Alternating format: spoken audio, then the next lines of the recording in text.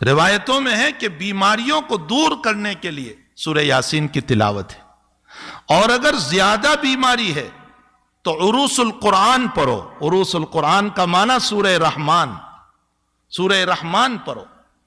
اور اگر لا علاج بیماری ہو گئی، ڈاکٹر نے منع کر دیا کینسر ہے اچھا نہیں ہوگا، ایڈس ہے اچھا نہیں ہوگا، فلاں بیماری ہے اچھی نہیں ہوگی، یہ وبا چل رہی ہے اور لنگز سارے ڈاؤن ہو چکے ہیں، اب یہ اچھا نہیں ہوگا، تو اللہ کے حبیب نے فرمایا سورہ تغابن پڑھو، اللہ لا علاج مرض کو اچھا کر دے گا۔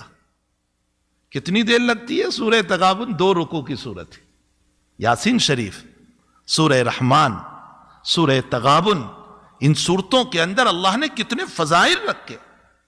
اور اگر الحمد شریف، اللہ اکبر، اللہ تعالیٰ قرآن کریم میں الحمد شریف کے باب میں یوں فرماتے ہیں کہ سبع المثانی والقرآن العظیم، فرمایا پورا قرآن اگر آپ کو دیکھنا ہو تو الحمد شریف ہے۔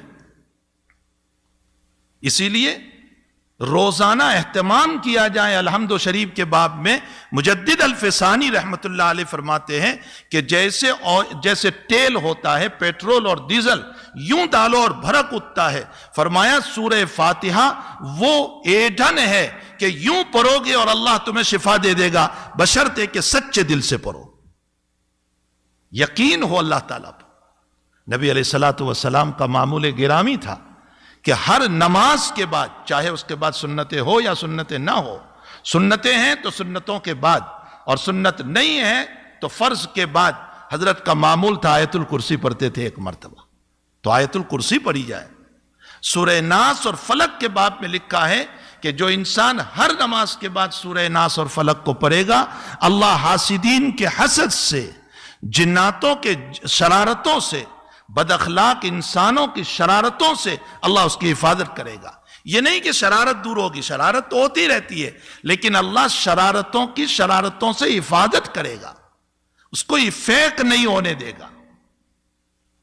ایک حدیث شریف میں حضور پاک صلی اللہ علیہ وسلم نے فرمایا اگر تمہاری دنیا کے باب میں مسئلہ یہ ہو گیا کہ آمدنی کم ہو گئی، حالات ٹھیک نہیں ہے، ضرورتیں پوری نہیں ہو رہی ہے، آج سارے لوگ کہہ رہے ہیں نا ضرورتیں پوری نہیں ہو رہی ہے، آمدنی کم ہو گئی ہے، دکان ٹھیک نہیں چل رہی ہے، جاب نہیں مل رہا ہے، پریشانیوں میں مبتلا ہو گئے، اللہ کے نبی فرماتے روزانہ سورۃ الواقعہ کی تلاوت کرو۔ اس سورہ واقعہ کی برکت سے، اور میں مسجد میں بیٹھ کر قسم کھا کر کہتا ہوں ہفتہ نہیں گزرے گا اللہ راستہ کھول دے گا۔ سورہ واقعہ کی تلاوت کرو۔